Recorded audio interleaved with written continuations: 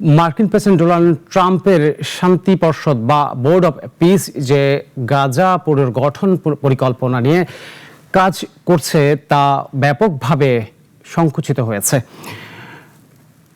পুরো গাজা পুনর্গঠন উচ্চবিলাসী পরিকল্পনার বদলে এখন সেটি সীমিত হয়ে এসেছে ছোট পাইলট প্রকল্প হিসেবে।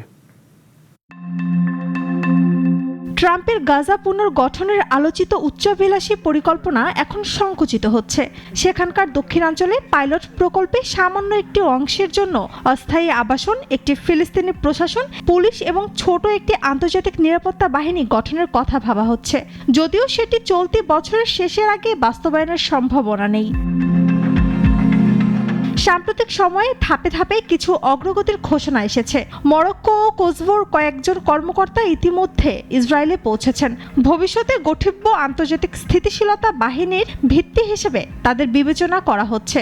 এই বাহিনীর দায়িত্ব হবে পাইলট ক্যাম্পের নিরাপত্তা নিশ্চিত করা। এদিকে ইসরায়েল গাজা সীমান্তের কেরম শালম ক্রসিংয়ে আইএসএফের যানবাহন, সরঞ্জাম ও অন্যান্য উপকরণ সংরক্ষণের জন্য একটি লজিস্টিক ঘাঁটি নির্মাণের কাজ শেষ পর্যায়ে রয়েছে।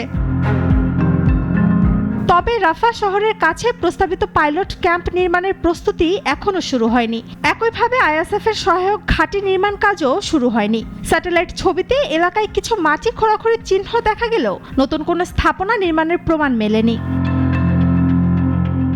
পাইলট প্রকল্পের অর্থায়ন কোথা থেকে হবে সেটিও এখনো অনিশ্চিত। ট্রাম্পের গাজার 20 দফা শান্তি পরিকল্পনার জন্য ঘোষিত $17 বিলিয়ন সহায়তার অঙ্গীকারের খুব সামান্য অংশই এখন পর্যন্ত বাস্তবে পাওয়া গেছে।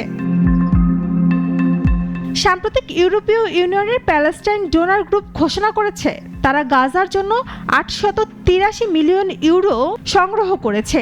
এই অর্থ মূলত পানি ও পয়ঃনিষ্কাশন ব্যবস্থা, বর্জ্য ব্যবস্থাপনা এবং অন্যান্য মৌলিক অবকাঠামো পুনর্বাসনে ব্যয় করা হবে।